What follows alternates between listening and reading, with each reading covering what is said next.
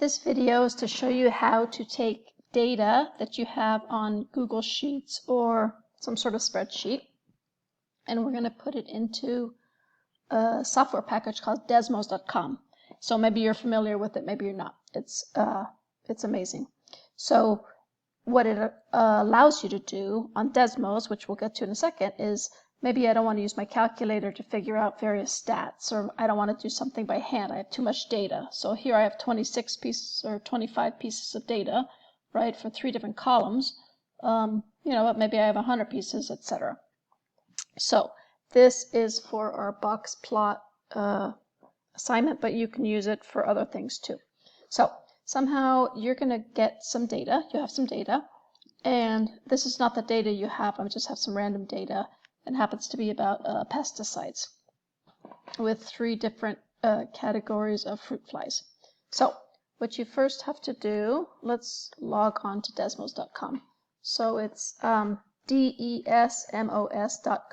desmos.com, and you should get to this site, and you can play around with it. I have it open to my account. You don't have to. It's free. Either way, you can do it without logging on. You could use it without logging on. The issue is if you want to save a cool graph that you have to make an account, which is free, but then that allows you to save things. Otherwise, whatever work you do, if you get out of the site, it's not saved. So you go to Desmos.com, you come down to this graphing calculator button, and you click, and it pops up your screen that you're going to be working on. So you get your data, so you're going to copy your data. So I'm just going to click and drag on my RS data. So I don't want this heading, I just want the number. So click and drag to copy, so Control-C to copy. You're going to go over to Desmos.com. I have to make a list, but it's really nice. You have to give the list a name, and you can only use 1 letter. So I'm going to use capital R. That'll remind me that it's this RS type of fruit fly. I type an equal sign, and then I just paste Control-V, and note, and I hit enter. So I just typed in capital R equals, and I pasted the letters or the numbers, my list, and it wrote down the 25 elements of my list. If you're not on a laptop, notice down here was a keyboard. You can play around. I think it has letters and such you can use here. Also, for stuff we need later, you can type it in the screen, which I'm going to do because I'm on my laptop, but if you're on some sort of device you don't have a keyboard, there's also this function that's going to do its stuff. Okay, so I have R. I want to get 2 more pieces of data, or 2 more columns of data. So I go back here. I'm going to copy the SS, just the numbers. Copy, copy, copy.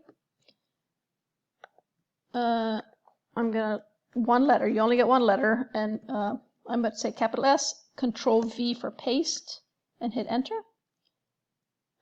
And I'm going to do it for my 3rd one. You can do it for as many as you have. Maybe you only have 2 rows of data. I have 3. Okay, so do they have to be the same number of elements? No. So the nice thing here is I can do a few things. I can get my 5-number summary. So let's get my 5-number summary for R. So I'm going to say stats. So I literally typed in STATS, parentheses, and capital R. If I hit enter, notice it gave me the 5-number summary. So the minimum, the first quartile, the median, etc. Notice it does not give you your IQR, which I'm going to ask you for boundaries. So again, you don't get the IQR. You'll literally have to type in these actual values. It doesn't remember these variables here.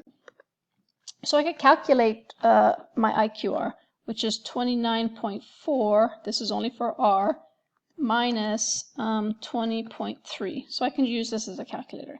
That's 9.1. That's my IQR. So I can keep note of that. But remember to find our fences or our boundaries for our outliers, we needed, let's do the upper one, for example, Q3. which was what, 29.4. I have to add 1.5, so I'm just typing this in on my keyboard. So Q3 plus 1.5 times IQR, which happened to be 9.1. So this, and again, use it as a calculator, or you can do it by hand, but this 43.05 for my R list would be the boundary. If I have any values greater than 43.05, and notice I do, I should have an outlier. Okay, so I won't do it for R and S and N, but notice now the next thing I want you to know how to do is make a box plot. So you can literally type in box plot, and notice how it went to non-italics here. I want it for capital R, and if I hit enter, so I get a box plot, but I don't see it here. So you might not see it, but notice your numbers are, your minimum is 12 and your maximum is 44.4. That's not on my screen here. So you can go up here, and this is a zoom in and out. So I can zoom out, and I'm clicking and moving the screen. I'm just clicking and dragging the screen around. And here's my box plot, and you're like, wow, that's pretty small. Yeah, it is small, but we can play around with it. You can play around with it here, or look over here on the box plot. The offset, I can move it up. So notice I'm typing different things in. If I move it up to the 2 on the y-axis, and I can change the height here. So that it had a height, it was squishy, but I can make it bigger. 3, 4, 5. I can move it up, etc. I don't know. You can play around with that. Notice if you, what do I want to do here? If I uncheck or check this box, so exclude outliers, when this box is checked, it'll show you any outliers that have evolved. So you are in this whisker thing, you're excluding the outliers, so you're actually showing them. It's kind of backwards. So let me do one more. Let's do the box plot of,